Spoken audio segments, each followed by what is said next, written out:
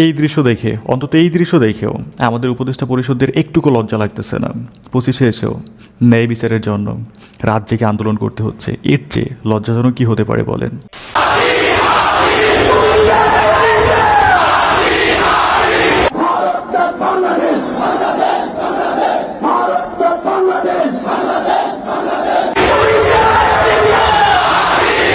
তুমি কে আমি কে হাদি হাদি, হ্যাঁ এটাই রাতে শাহবাগ চত্বর, বর্তমান শহীদ ওসমান হাদি চত্বর। রাত যত গভীর হচ্ছে স্লোগান তত ভারী হচ্ছে। ওসমান হাদি হত্যার বিচার হতে হবে, এই বাংলার মাটিতেই হতে হবে। দেখেন দেশে প্রতিদিনই বিভিন্ন রকমের অপকর্ম, হত্যার মতো জঘন্য রকম ঘটনা ঘটতেছে প্রতিনিয়তই। প্রত্যেকটা নিয়ে আলাদা আলাদাভাবে আন্দোলন করা সম্ভব না, বাট আমরা হাদি ভাইয়ের এই হত্যার বিচার দৃষ্টান্তমূলক দেখতে চাই। এটার মাধ্যমে আমরা ন্যায় ও ইনসাফের আইন এই দেশে কায়েম করতে চাই। চলুন আমরা we are Hadi, justice for Hadi এই স্লোগানে একটু শাহবাগ চত্বর থেকে ঘুরে আসি। আমি আমার বাপ মায়ের ফোন ধরে না, আমি উপদেষ্টাদের সাথে আপোষ করব। আব্দুল্লাহ জাবের। শহীদ ওসমান হাদি যেই দিন গুলি খাইছে ওই দিন থেকে আমি আমার বাপ মায়ের ফোন ধরি না, কারণ তারা তো তার সন্তানের জন্য মায়া করবে। তারা চাইবে যে এই লড়াই ছেড়ে আমি যাতে বাসায় চলে যাই। এই জন্য আমি আমার বাপ মায়ের ফোন ধরি না। আর উপদেষ্টারা কিভাবে আমাদেরকে আপোষ করবে? আওয়ার নেক্সট হাদি, যদিও সত্যিকারের হাদি শতাব্দীতে একটাই আসে, তাও আশা করি আমাদের আব্দুল্লাহ জাবের ভাই কিছুটা হলেও হাদি ভাইয়ের অপূর্ণতা পূরণ করতে পারবে ইনশাল্লাহ। বলতে চাই আপনারা ঘরে বসে আছেন, আপনাদের তো উচিত যে চুরি পরে ঘরে বসে থাকা। আপনারা কোনো কিছু করতেছেন না, মানে কি সবের চুরি পরে হাতে বসে থাকেন, মেয়ে হয়ে বসে থাকেন। আইন উপদেষ্টা Asif Nazrul sir, not a sir, sir হাম্বা। এরা যত লজ্জা দেন না কেন লাভ নাই, ইন্ডিয়া থেকে লজ্জার ভ্যাকসিন বাইরে আসছে, লাভ নাই কোনো। গালি দিছে ওইটা তারা বাইর করতে পারছে প্রশাসন। আর হাদি হত্যার বিচার হাদিরে কোনো ভাবে তারা এগুলো বাইর করতে পারে না। শুধু তো বলতেছে খুনির নাম, খুনি খাইছে, খুনি কোথায় ট্রেন করছে, ইয়ে করছে, সেগুলো বলতে পারে। ওরা দেখতে পারে না, সুগারকে দেখতে পারে না, এটা ইচ্ছাকৃত করে না।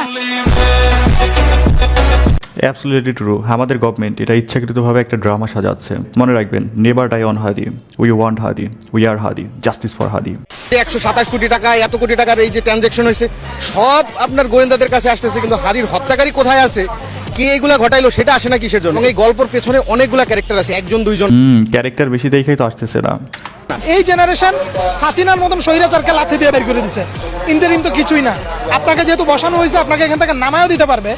বিচারটা ইচ্ছাকৃতভাবে দেরি করছেন কিনা এইটা এখন আপনাদের উপরেই দায়ভার।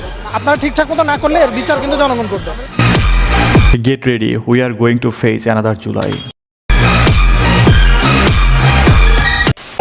নির্বাচন আগে দেশ ঠিক কর, আগে দেশ ঠিক কর।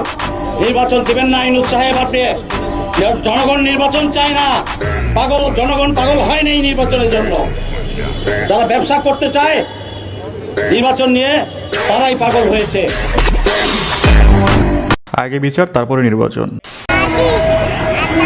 হাদির খুনের বিচারের দাবিতে আসছি। ও 10 নাম্বার থেকে আসছি, আমার এই ছেলে মেয়েরে নিয়ে আমি একাই আসছি। আজাদি বল, আজাদি।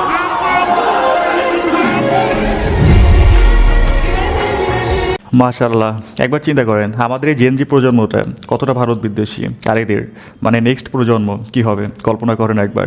সময় যত যাচ্ছে তত ইন্ডিয়ান পাচাটা বুইরা ভামগুলোর মুখোশ খুলে যাচ্ছে। একটা কথা সত্য, আপনি যত বেশি ভারত বিদ্বেষী তত বেশি দেশপ্রেমী। হাদি হত্যার বিচার চেয়ে আগামীকাল শাহবাগে নামছে 4 প্রাইভেট বিশ্ববিদ্যালয়ের শিক্ষার্থীরা।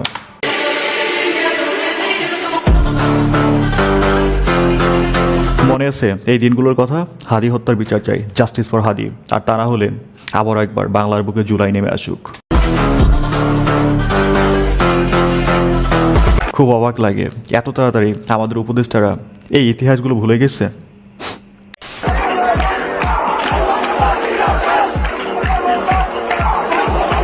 ধরতে পারলে বাকশাল, সাওয়ামুয়া সেরাফেল।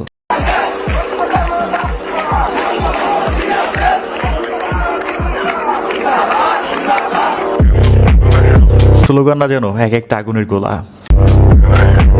কাজটা করেছে ও তো মাত্র হচ্ছে একটা দাবার গুটি। এর পিছনে হয়তো পলিটিক্যাল এমন অনেক বড় বড় নাম আছে যেগুলো যদি এই মুহূর্তে ওই নামগুলো চলে আসে দেশে মারাত্মক বিশৃঙ্খলতা হবে দেখে সরকার জাস্ট ধামাচাপা দিয়ে রাখছে। Yes absolutely right. আর কিছুই না, এই প্রোটেস্ট চলতেই থাকবে। উনি না মেনে যাবে কোথাও, ওনাকে মানতে হবে। না মেনে যাবে কোথাও, ওনাকে মানতে হবে।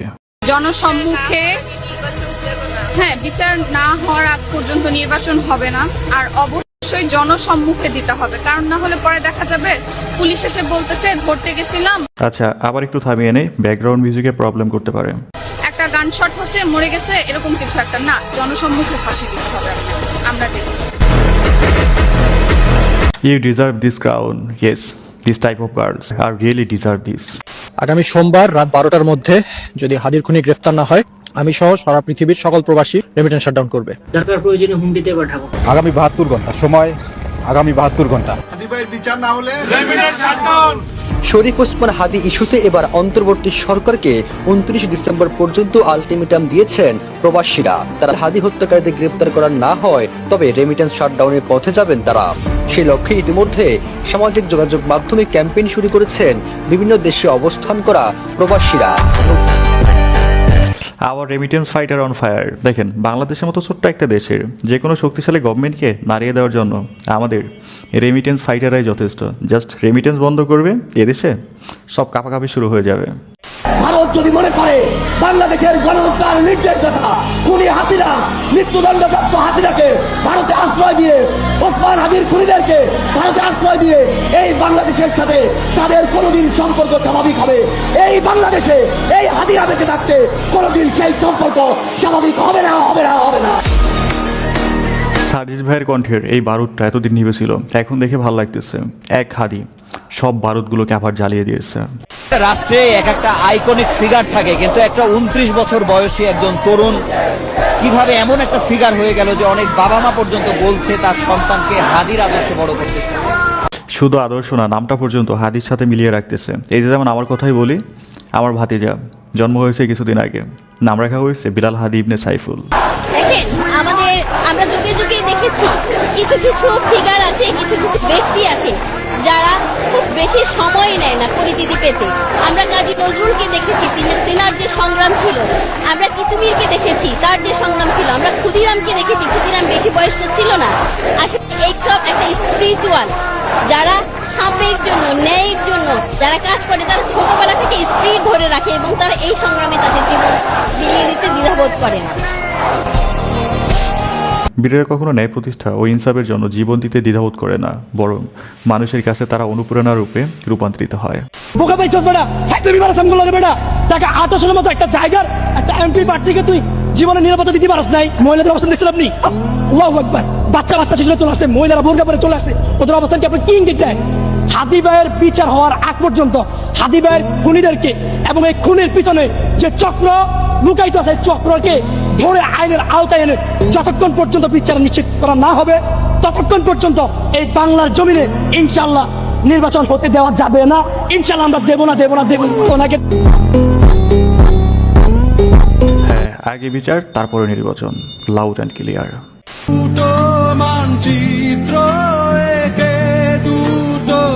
Proved one mother begs for justice while others celebrate power.